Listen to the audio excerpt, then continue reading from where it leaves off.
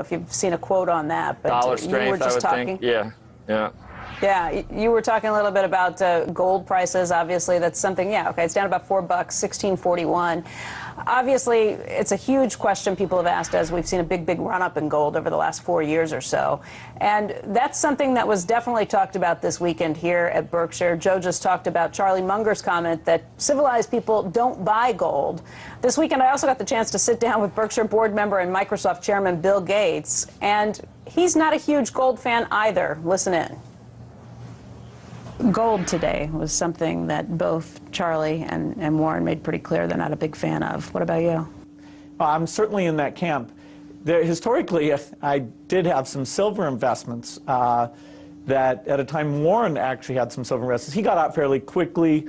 You know, I stayed in and did very well on silver. But, you know, gold is a very tough one because it's so psychological.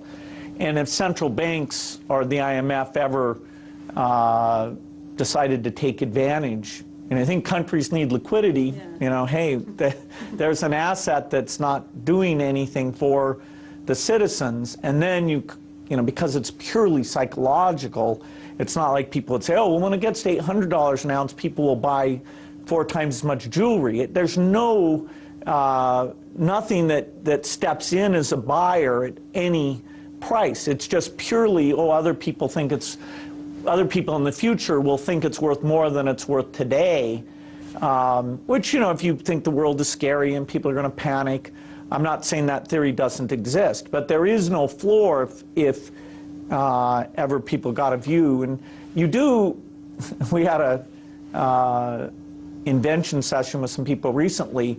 As this price gets high and you look at a 10 to 20 year time frame, the supply equation will change. And so the bulls have to offset the fact that there'll be quite a bit, not in the near term, but over a period of time. And these people are claiming that they can predict, you know, gold prices out into the future, which certainly with equities you can feel like you can.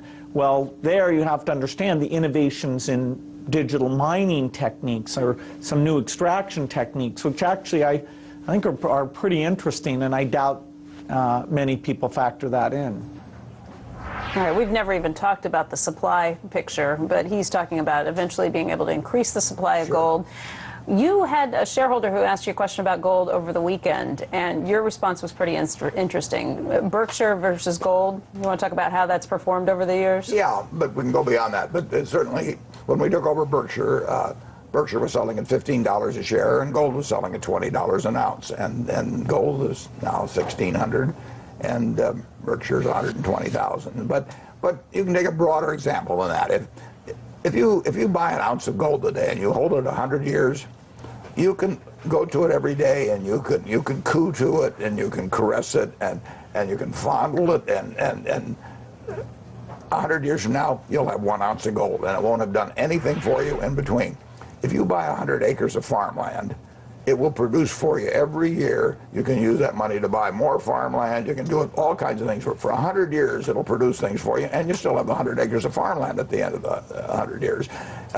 You could buy the Dow Jones Industrial Average for 66 at the start of 1900. Gold was then $20. At the end, it was 11,400, but you'd all gotten dividends for 100 years. So a productive asset of any kind, a decent productive asset, is going to kill a non-productive asset over time. Now, in any given 1 year period, 5 year period, any asset can outperform another asset.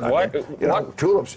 Why don't you join me, Warren? Why don't you join me and buy some cows? I mean, I like your farmland, but you know, you're in Nebraska for Iowa. You love steak. I mean, we can have leather. We can have manure. We can have milk. We can have meat. We'll employ people. You can have the manure. I'll take the meat. I've got plenty of the manure. No, but we'll employ people taking care of the cows. I mean, that little bar of gold that's worth 50, whatever. We had one in here. Look, I think it was worth like $60,000 or $70,000. I can get like so many head of cattle for that and be productive. That was my point. But you like farmland. You just too lazy to take care of the cattle or something? Pay some people. Absolutely, absolutely. Have you ever tried to take care of cattle, Joe? It must be. I think it might be hard. I know I've tipped a few, but I've never. Have you tipped I've now? never done it. I hope you have not tipped. That's mean. It's cruel. It is cruel. They're sweet. They're sweet, but they're not too bright, like me. With land, you can get somebody else to do all the work, give them a percentage of the crop, and you can sit back there for 100 years and get a percentage of the crop, and you still got the land when you get all through.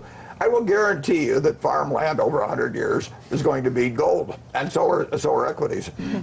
Why do you think gold bugs get so irate? Because they really come out. Yeah, it's very interesting. If you go on CNBC and say that bonds are kind of a poor investment, you know, people don't get mad at you. You don't even hear from the Treasury. I mean, you can knock almost any investment, and people may get a little irritated. But when you talk about gold, and of course that says something about their motivations for ownership. They want people to agree with them. They want everybody to get so scared they run to a cave with gold. And caves might be a better investment than gold. I mean, at least they're not producing more caves all the time. So they want people to be as afraid as they are, because that's what's going to produce an increase in prices. Incidentally, they're right to be afraid of paper money. I mean, they have their basic premise that paper money around the world is going to get worth less and less and less over time is absolutely correct. But you just disagree with the investment theory beyond that. Yeah, where they run from that, and they should run from it, is where, in my view, they make the mistake. But they have a correct basic premise. Okay.